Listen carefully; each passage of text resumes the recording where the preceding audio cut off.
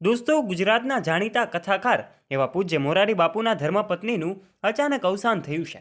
ત્યારબાદ જે કાંઈ પણ તસવીરો છે સોશિયલ મીડિયા પર ખૂબ વાયુ વેગે ફેલાઈ રહી છે. દોસ્તો, આખરે ગુજરાતના એક ભાવનગર જિલ્લાના તલગાજેડા ગામે એમના પત્નીનું અચાનક અવસાન થતાની સાથે જ સૌ જગ્યાએ શોકનો માહોલ છવાયો છે.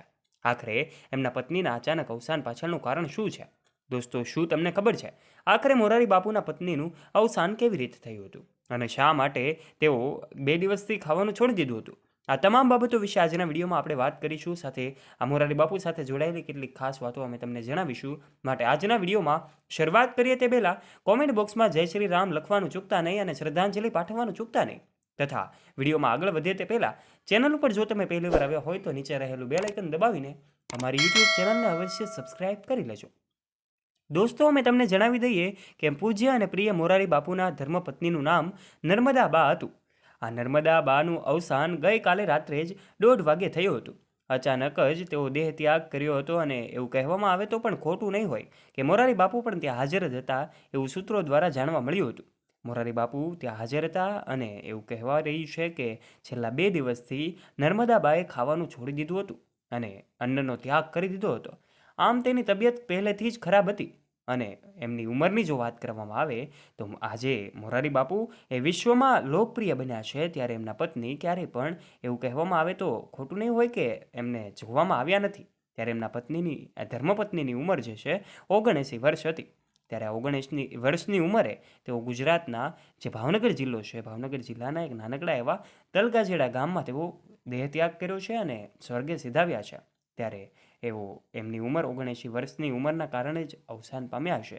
ત્યારે દોસ્તો, આખા સમગ્ર તલગાજેડા ગામમાં આજે બંધનો માહોલ છે, શોકનો માહોલ છે. આખું તલગાજેડા ગામ એ નર્મદા બાના અચાનક દેહત્યાગથી અચાનક સમાધિસ્થ થવાના સાથે જ શોકમાં ડૂબ્યું છે. ત્યારે મોરારી બાપુ પણ શોકાતુર બન્યા છે. એમના પત્નીના અચાનક અવસાન સાથે જ સૌ જે કાંઈ પણ છે માહોલ એ શોક બન્યો છે અને જેના કારણે જ એવું લોકો અનુમાન લગાવી રહ્યા છે કે પૂજ્ય મોરારી બાપુના ધર્મપત્નીનું અવસાન ઉંમરના કારણે થયું હોય. 79 વર્ષની ઉંમરે પણ આજે તેઓ જે કાંઈ પણ એવું કહેવામાં આવે તો ખોટું નહીં હોય કે મોરારી બાપુને સહકાર આપતા હતા. કોઈ પણ પુરુષના સફળતા પાછળ એક સ્ત્રીનો હાથ હોય છે, એ પછી આપણે પહેલેથી જોતા આવ્યા છીએ. એક ગાંધીજી હોય કે પછી કોઈ પણ વ્યક્તિ હોય, ગાંધીજીની સફળતા પાછળ કસ્તુરબાનો હાથ હતો. એવી જ રીતે પૂજ્ય મોરારી બાપુની સફળતા પાછળ નર્મદા બાનો હાથ ચોક્કસપણે હોઈ શકે. કારણ કે આજે વિશ્વવિખ્યાત વિશ્વવંદનીય જો મોરારી બાપુ બન્યા હોય તો આજે એમના પત્નીનો પણ ખૂબ ફાળો હતો. ત્યારે એમના ધર્મપત્નીના અચાનક અવસાન થતાની સાથે જ નાના મોટા અનેક કલાકારો અને અલગ અલગ ઇન્ડસ્ટ્રી અને જગતના લોકો આ મોરારી બાપુના ધર્મપત્નીના દર્શનાર્થે પહોંચ્યા છે. ત્યારે એમનો આજે સવારે જ 9:30 કલાકે પૂજ્ય મોરારી બાપુની હાજરીમાં જ એમને સમાધિ આપવામાં આવી અને એમણે સમાધિ ગ્રહણ કરી હતી. અને ત્યારબાદ જે કાંઈ પણ છે માહોલ શોકનો માહોલ બન્યો હતો. સૌ લોકો ભાવુક બન્યા હતા. ત્યાં હાજર પ્રત્યેક વ્યક્તિ એ રામનું નામ લઈ રહ્યા હતા અને આ માહોલ જે છે એકદમ શોકાતુર બન્યો હતો. હવે નાના મોટા અનેક કલાકારો જે પોતાના કાર્યક્રમોમાં વ્યસ્ત હશે એ પણ થોડા જ સમયમાં આ મોરારી બાપુના ગામ તલગાજેડા પહોંચી જશે અને એમને શ્રદ્ધાંજલિ પાઠવશે. ત્યારે દોસ્તો, સોશિયલ મીડિયાના માધ્યમથી આપણે તો એમને શ્રદ્ધાંજલિ ચોક્કસપણે પાઠવી શકીએ છીએ. કમેન્ટ બોક્સમાં આપ પૂજ્ય મોરારી બાપુના ધર્મપત્ની નર્મદા બા મોરારી બાપુ હરિયાણીને શ્રદ્ધાંજલિ પાઠવવાનું ચૂકતા નહીં અને આ વિડીયોમાં નીચે ઓમ શાંતિ અવશ્ય લખી દેજો.